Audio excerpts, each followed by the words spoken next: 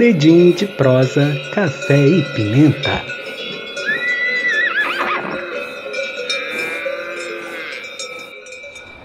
O podcast Dedinho de Prosa, Café e Pimenta é uma série de 10 programas falados e a cada programa vai contar um pouquinho sobre a pesquisa realizada no processo de criação do livro Pimentas no Paraíso, Raízes.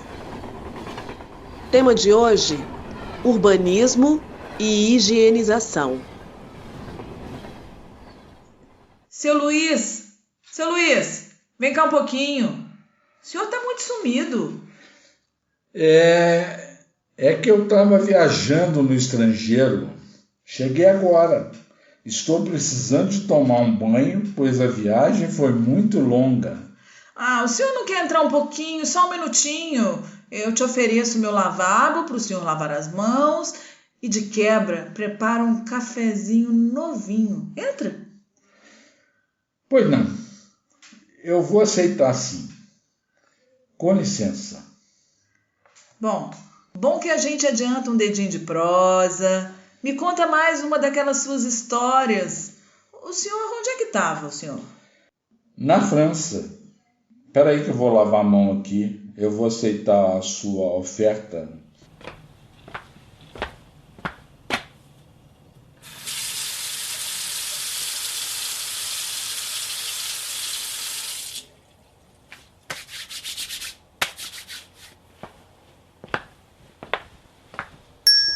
Você sabia que no terceiro quartil do século XIX ocorreram acontecimentos muito importantes na França?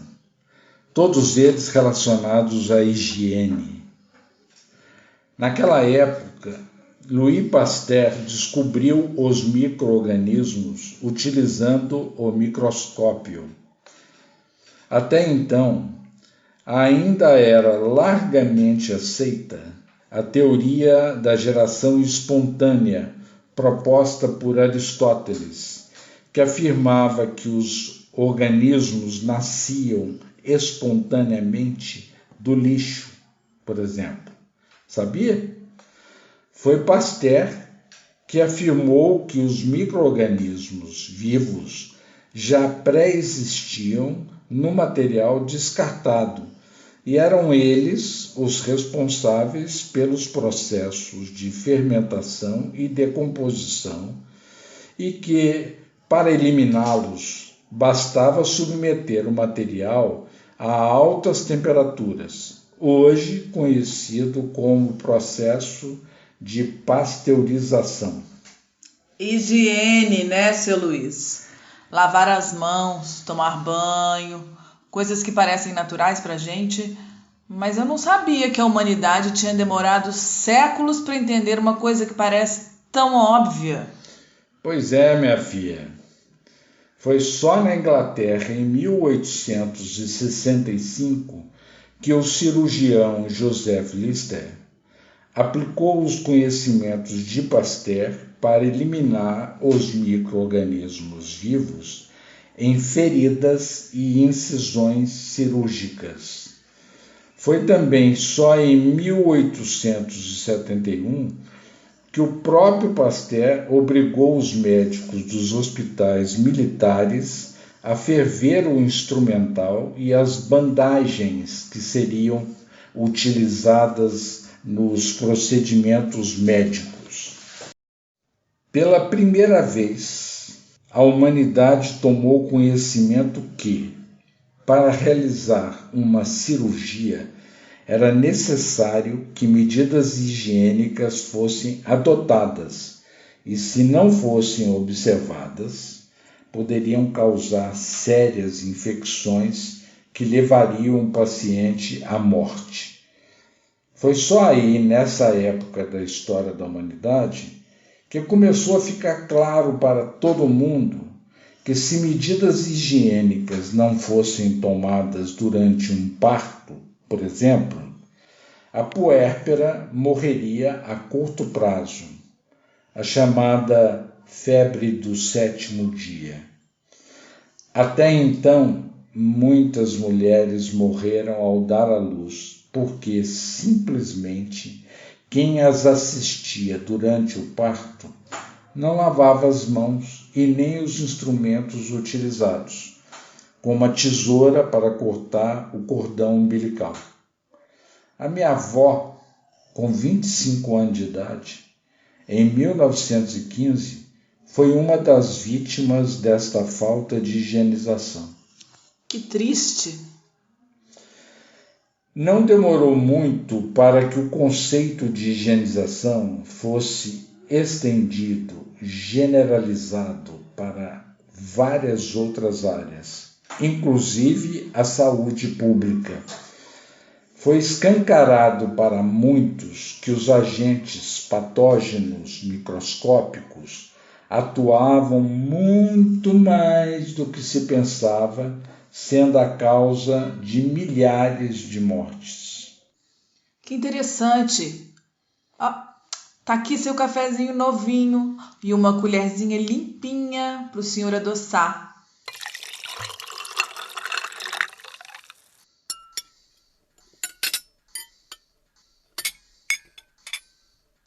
Obrigado.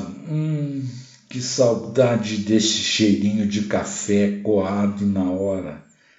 Tem uma lasquinha de queijo? Tá aqui, Muito obrigado. Nessa época, a necessidade de saneamento básico ficou evidente e o acesso à água limpa para ser ingerida passou a ser fundamental, mandatória.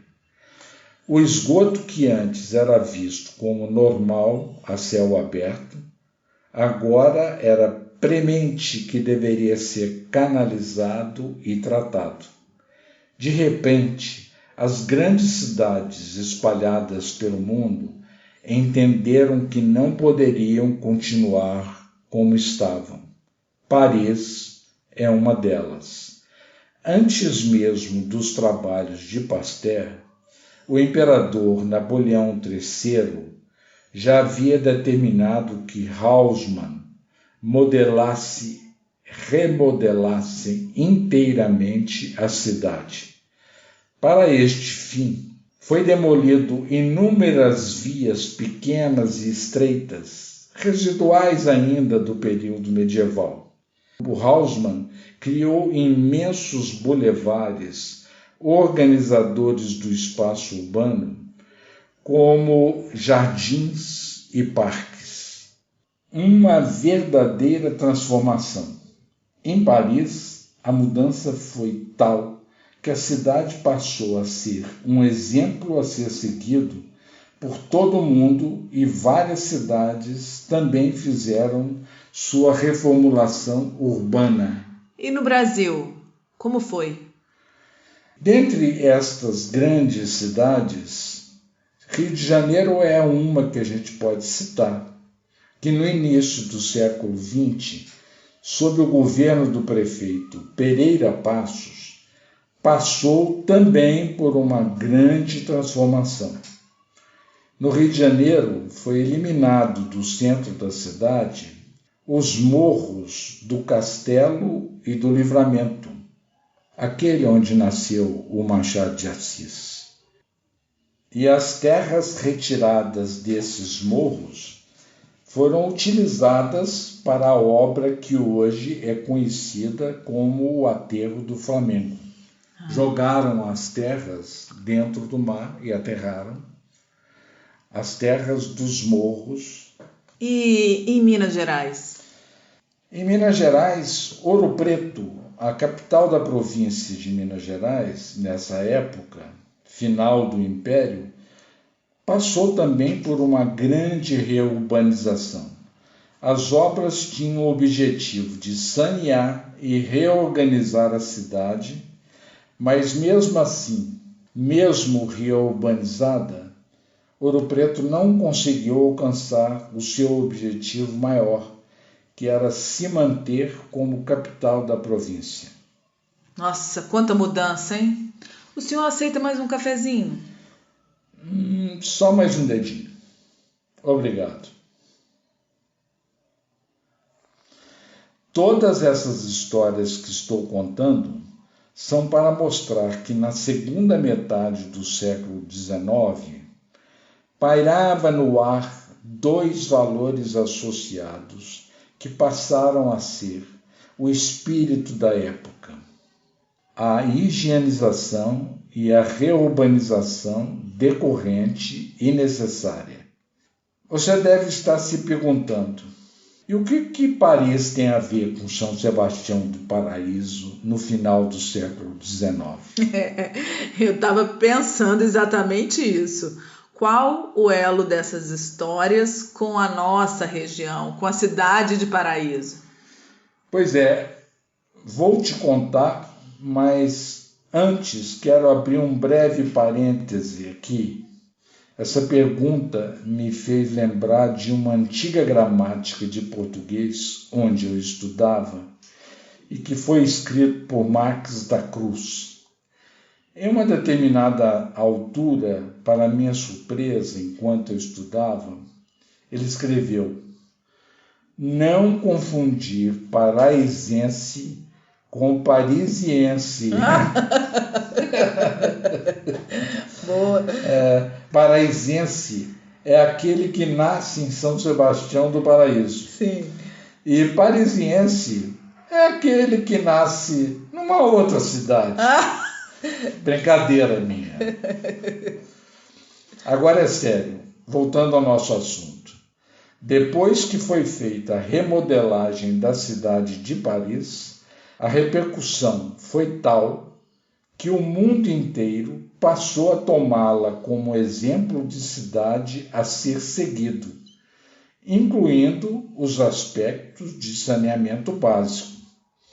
Esta remodelagem urbana, gerida por Haussmann, ficou extensamente conhecida e a sua influência mundial ocorreu como se fossem círculos concêntricos de um tsunami em uma superfície lisa de um lago sereno. Obrigado pelo delicioso cafezinho. De nada. Volte logo. Mas o senhor não falou do elo com o Paraíso. Vai fazer suspense, é? Olha, vou te contar. Vou te dar uma dica. O presidente da Câmara de São Sebastião do Paraíso, nos anos da década de 1880, era o coronel José Cândido Pinto Ribeiro.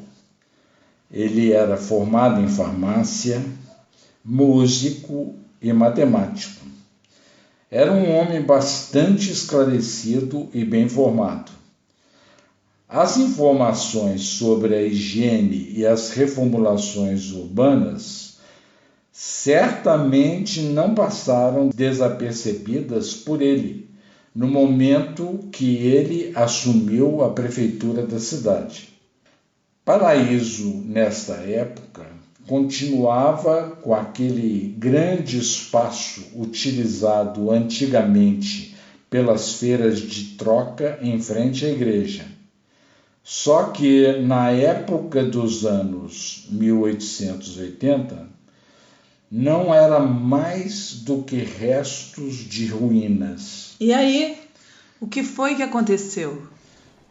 Você quer saber? Se quiser, precisa ler o segundo volume de Pimentas no Paraíso, Raízes.